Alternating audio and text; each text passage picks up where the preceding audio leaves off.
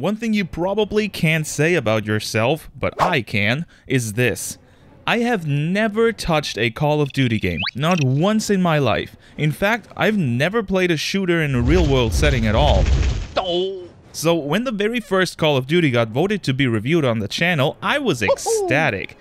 And worried, how would the first game in one of the world's most beloved gaming IPs play almost 20 years after it came out? Does it even run well on modern PCs? And will fans of the series rip me to shreds if I dislike something about the game? I will look for you. I will find you. And I will kill you. Well, only one way to find out. Let's see how Call of Duty feels to a complete newcomer in 2023. Now, before we start, I need to make a few things clear. Yes, you're seeing the footage in windowed mode. The game is old and doesn't support widescreen formats out of the box, so I had to change stuff in the config files to make it look remotely good. Even with online guides, this is the best I could make it look, so I'm sorry if it looks a bit weird. This also resulted in the highest and lowest parts of the screen being cut off, so you can't really see much of the in-game interface like the compass, ammo count, or health. Believe me, any other setting I tried cut off way more, and this was at least decently playable, so I went with it. Also, I have no f***ing clue why, but the game is in German. I couldn't for the life of me get Steam to download another version, and the game focuses on the war in Germany anyway, so let's just say this adds to the immersion or something. Great feature, Activision, really ahead of the times. Call of Duty's campaign features 3 different sets of missions with their own stories and characters. First up is the American campaign that has you play as Private Martin of the 506th Parachute Infantry Regiment, training to invade Germany smack in the middle of World War II. And when I say training, I mean that literally, because your first mission is to go through a boot camp where you learn how to duck, shoot, and use items. After this, you and your unit are sent into the action near the French border, where you get to take over towns, rescue high-ranking officers from German imprisonment, and even fight against and destroy tanks. The second campaign follows the British Sergeant Evans, working in a smaller team to disable some of Germany's most dangerous war machines, while the third and last campaign has you play the Soviet private Alexei Voronin. This one focuses a bit more on stealth and sniping, and even has you operate a tank on your way to your goal, taking the German Reichstag in Berlin. All in all, the campaigns are well done, all focusing on another part of not only the gameplay of Call of Duty, but aspects of war. You always feel like you're in a war zone with bullets flying everywhere and people screaming, but you're rarely alone and feel a strange connection to your fellow soldiers. What I especially loved about this is how in between missions you get to read the diaries of your current character, giving some more personality to what would otherwise just be a face and voiceless protagonist. I'm not exactly what you'd call an expert on World War II, but from my research, Call of Duty seems to be relatively accurate about events, locations, and even military speech. Obviously, it's still a game, and early 2000s one at that, so don't go taking history lessons from Private Martin, but it shows that the developers wanted to make a realistic war setting, and that definitely paid off in immersing the player into the game. Graphics in Call of Duty are surprisingly good. Obviously, we're talking about a 2003 game here, so it can't really compare to today's games, but when compared to the other games that came out during this time that I've reviewed on the channel, this might be the best looking one. Guns look realistic and detailed, tanks and other war machines look intimidating, and fire, gunshots, and explosions, while not realistic, are definitely eye candy. What impressed me the most, however, was the level design. The areas are pretty big for a game that old, and you often get a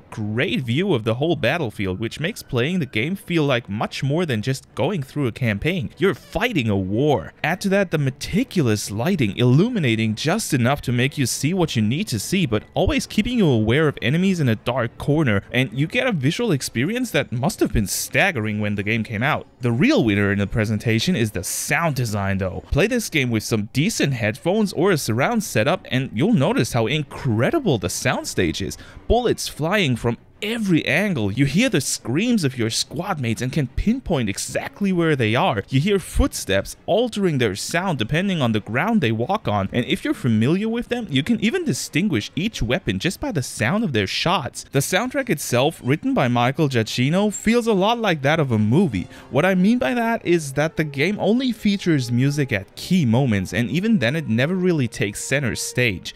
which doesn't mean it's not well composed. Listening to the OST after playing the game gave me distinct memories of the missions I've played, even though I didn't actively notice the music back then. Subtle scores like these can really enhance the experience and induce a lot of subconscious nostalgia, although I feel the need to say that the music never really evolves from what it showcases in the very first track. A lot of deep brass, high-pitched strings, and oppressive drums are featured in almost every track. Only in the very last mission does Giacchino show that he can do so much more, and it's a shame that we don't get to hear it to a satisfying extent. As I said, Call of Duty goes to great lengths to make you feel like you're at war. You're constantly barraged by enemy fire, get flanked, and even see your allies fall on the battlefield. Said allies often give you new objectives directly, they don't just pop up on their own. In general, the game's missions aren't a "this is your big goal for the mission, achieve it" game, but rather one where you get objective after objective until you beat a map. This makes the game extremely linear, but also structured, and allows for some key moments that wouldn't be possible in a more open design. While there are some missions that require stealth and subterfuge, the main attraction in this game is definitely shooting. Most of your time is spent behind cover, trying to pick off one enemy after another while dodging their fire, which is surprisingly easy to do because enemies seem to not really have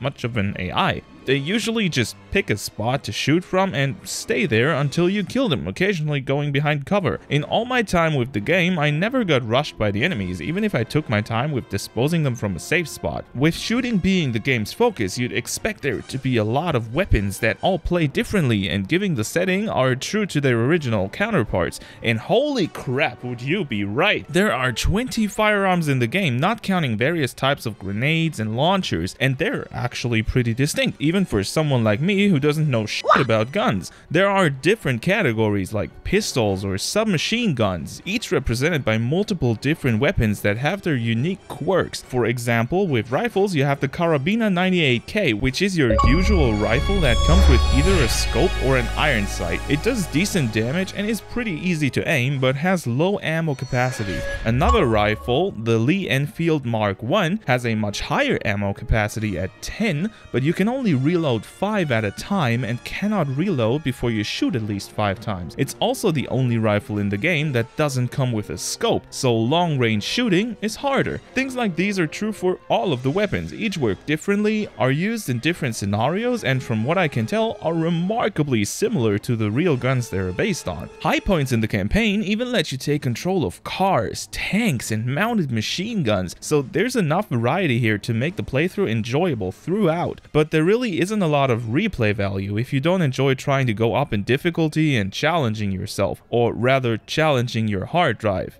Rather than checkpoints, Call of Duty features a quick save feature which enables you to save at any point in the mission and reload that save with the click of a button. This is highly abusable, but also almost necessary due to the missing respawn points, especially with how easy it is to die on the higher difficulties. Not a big fan of that, but it's at least better than having to play each mission from the start if you fail. Most people arguably play Call of Duty for the multiplayer experience, and even the first one wasn't a stranger to that feature. Either playable online or locally through LAN, this was definitely a big contributor to the success of the game and the series as a whole, and continues to be fun to this day, although there is a bit of work to be done for fun to actually be had, namely downgrading your game version to 1.1, because nobody really plays the latest version 1.5 that Steam automatically installs, and they aren't compatible with each other. So down to 1.1 we go, and off into some multiplayer matches. Mode-wise, Call of Duty offers all of the basic match types you would expect of a shooter. There's deathmatch and team deathmatch, search and destroy, king of the hill, and even some more out there ones like retrieval and behind enemy lines. I won't explain each of them in detail, but let's just say that for a game that is pretty much a one-trick pony in its campaign, the multiplayer is surprisingly varied if it wasn't for one little thing: balance.